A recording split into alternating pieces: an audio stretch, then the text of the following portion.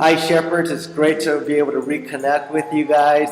I want to begin by saying thank you. Thank you for serving Jesus, loving Jesus, and thank you for shepherding the people in our church. I am so grateful for each one of you, and I'm praying for you. You know, Jesus has some great plans for your ministry and your life group. Jesus has called you, and he's going to bring new people. I anticipate new people coming out, as well as your regular people coming out to your life group.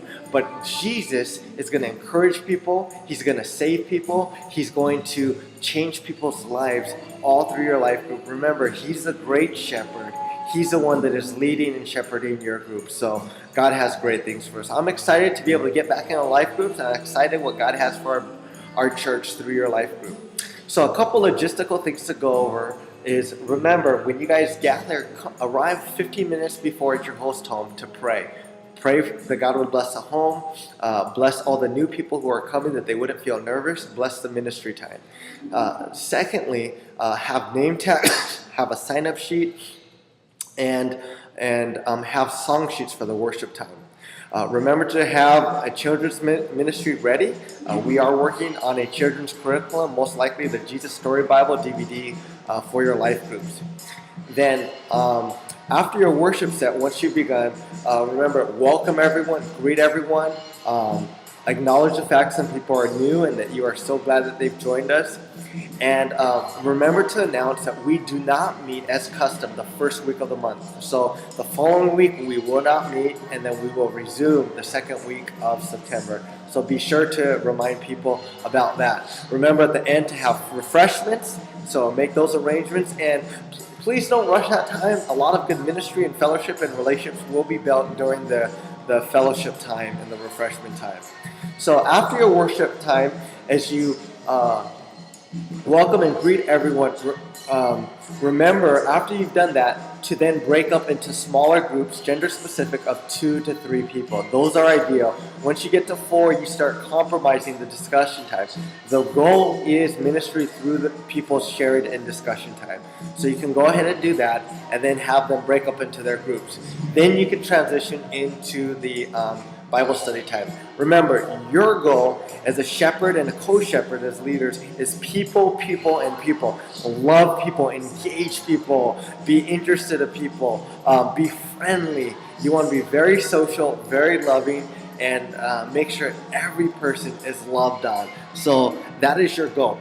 Now, to recap the sermon that we studied as we concluded 1 John, the whole goal that we want to address is prayer. Now, the goal that we want to accomplish for this life group is to look at the priority of prayer and our goal of becoming a praying church at Seeds of Life.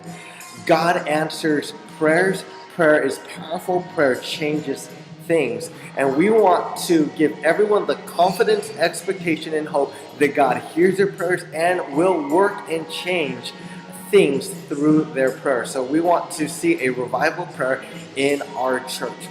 The whole context that John teaches in chapter 5 is that God will answer the prayer of those who are praying according to his will. God answers the prayers of a disciple. Now, a disciple is someone who has denied themselves, taken up their cross, and chosen to follow after Jesus. In other words, they want God's will to be accomplished, not their own. God to be glorified, God to be magnified.